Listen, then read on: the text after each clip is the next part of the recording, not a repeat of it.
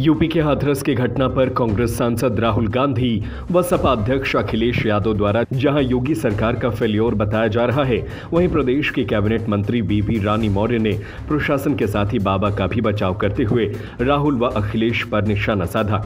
बेबी रानी ने कहा कि कांग्रेस की सीटें कम आई हैं, सरकार बना नहीं पाए, खटाखट रुपया दे नहीं पाए, ऐसी हताशा में राहुल खींच निकाल रहे हैं।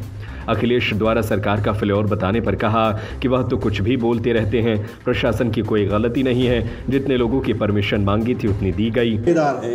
वो लोग तो देखिए, सही बात तो ये है कि उनकी सीटें इतनी कम है, सरकार वो बना नहीं पाए, खटाखट रुपया दे रहे थे वो नहीं दे पाए, तो अपनी उस खींच को बचाने के लिए, अपने उस हताशा को बचाने के लिए कुछ तो बोलना ही है उन्हें। घटना के संबंध में बेबी रानी मौर्य ने कहा, यह धार्मिक आयोजन था। इस प्रकार के बड़े आयोजन में आयोजक पहले जिम्मेदार होते हैं, प्रशासन बाद में। भले बाबा के कार्यक्रम में उनकी अपनी व्यवस्था होती है।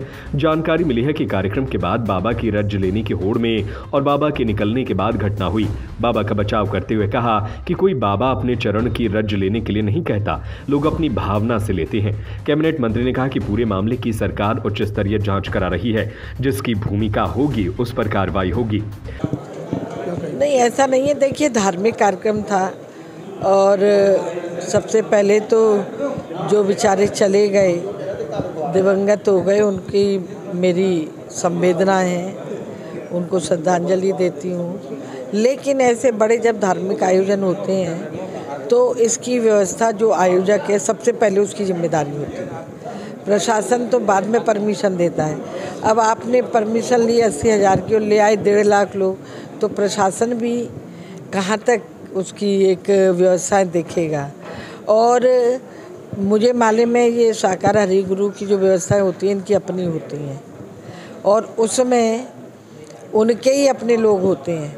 ऐसी दुखद घटना कभी पहले हुई नहीं, ये संभवतः पहली बार हुई है। किस कारण हुई है, इसकी जांच के लिए सीएम साहब ने एक बड़ी कमेटी भी बिठा दी है, एक रिटायर्ड जज की अध्यक्षता में कमेटी बिठा दी है। जो भी तथ्य आएंगे तो फिर उसके बाद ही कार्रवाई होगी। झांसी से राजू सिंह के साथ रवि परिहार की रिपोर्ट।